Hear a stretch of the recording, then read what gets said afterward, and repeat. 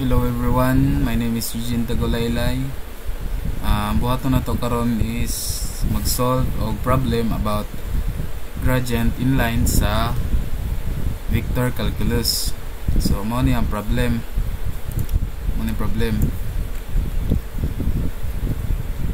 Given a scalar function f of x, y and z is equal to x squared plus y cubed plus z squared, find its gradient. So, saan nang pangita sa yung gradient?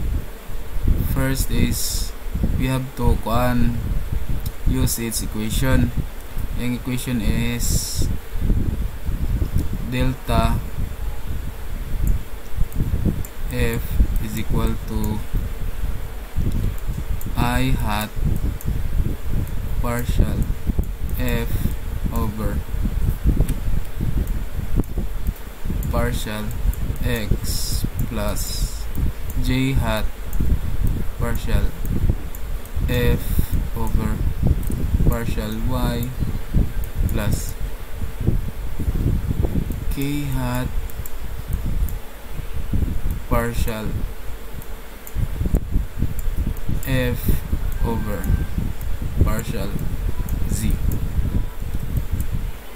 So ang pagkuha sa iyang answer is mong buhaton i-partial derivative lang nimo siya with respect to its x, y, and z. So partial derivative sa x squared with respect to x is 2x. Anong 2x man? Ang pagkuha sa yung partial derivative is i-down ra nimo siya x minus 1 og 1.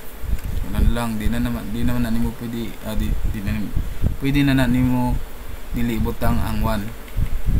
Consider naman siya nga na ay 1. Same situation ani with respect to x man, mahimo ni siyang constant kaniya.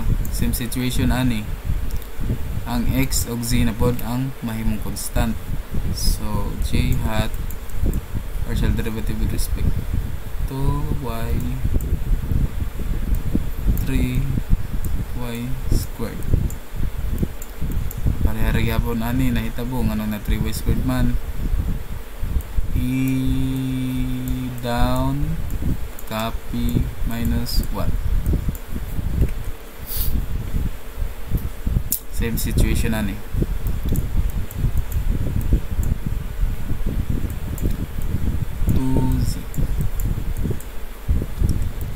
Actually, pwede na nimo siya mahimong final answer since gradient raman ang iyang gipangita, pero pwede po nimo siya i-simplify ani 2x I hat plus 3y squared j hat plus 2z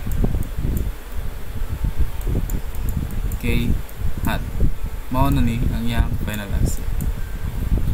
This will be its vector